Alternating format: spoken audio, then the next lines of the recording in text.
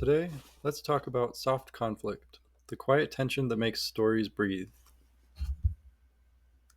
Not every conflict in a story needs shouting, swords, or high drama.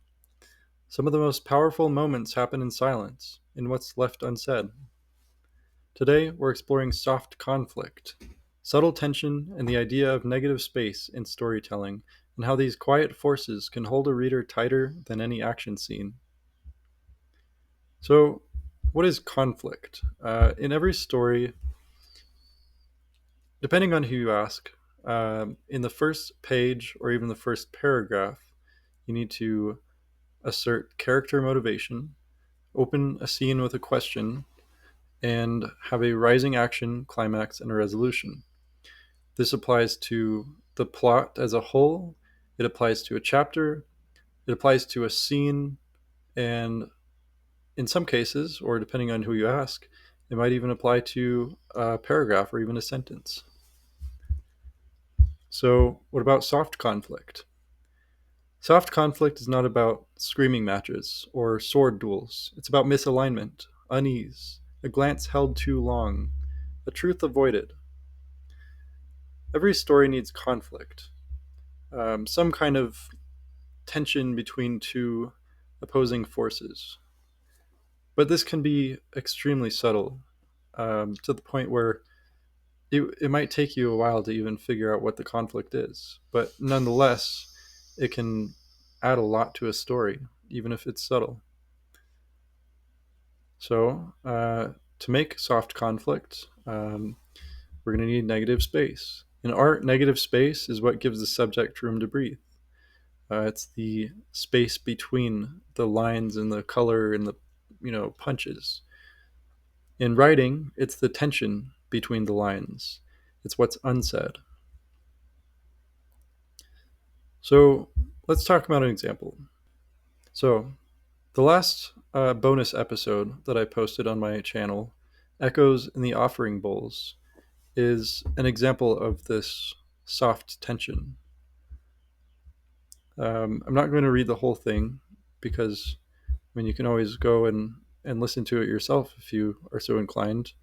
Um, so, in this story, there is no enemy, there is no clear opposition, um, there's no fight or argument. In fact, there's only one character. She comes across a shrine in the woods, or in the hills in the highlands, in a remote area, and the shrine has three bowls. So we open with the character motivation, which is Teresa wishes to get out of the rain and hail. So when she comes across this shrine, she enters the shelter. Um, and then we come to the question: what is this shrine? What are these bowls? One is filled with ash, one with honey, and one with water. Um, why are you writing about this? Why, what's the mystery? What's going on here? There has to be something more to this. These are the questions that are going through a listener's or a reader's mind as they're reading a story. And these questions are important because without questions, the reader closes the book in boredom.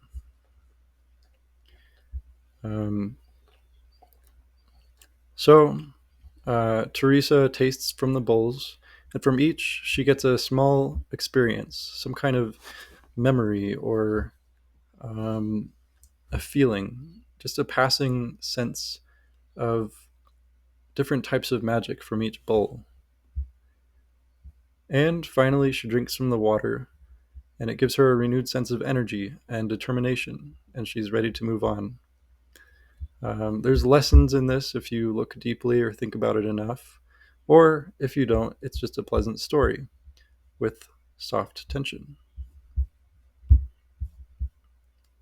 There are other ways you can go about this. You can have characters, maybe two characters, stuck together in a quiet setting, such as in my previous episode, I told a small story about two characters who were stuck in a cabin during a snowstorm.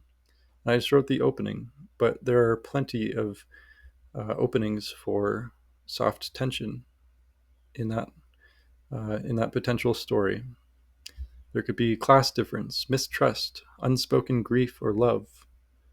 No big confrontation, just charged silence, awkward questions, or subtle power dynamics, or even just an unspoken question like in Teresa's bonus episode. So, why does this work?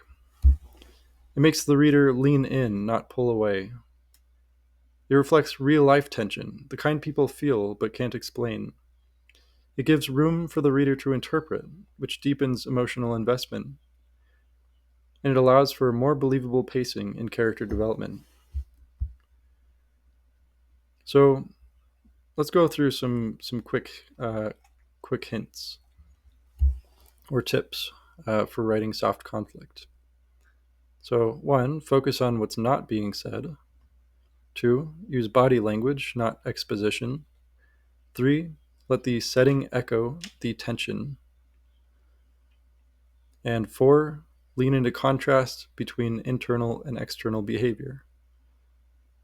Um, and five, if you can pull it off without rambling, don't resolve it too quickly. Let it simmer.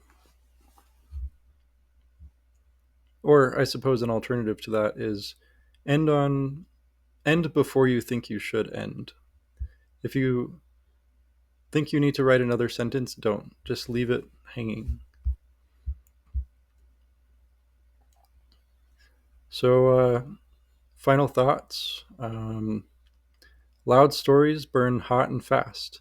Quiet stories linger like smoke in the lungs. If you want your characters to feel real, let them be quiet sometimes. Let them ache in silence. If you enjoyed this, please subscribe and like and hit the bell and leave a comment. Um, what's your favorite moment of soft conflict in a story?